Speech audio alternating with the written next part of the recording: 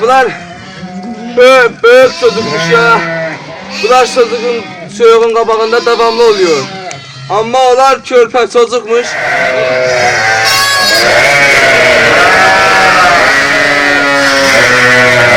Ay. Abi çok ağırmış ya. Yoruldum ya.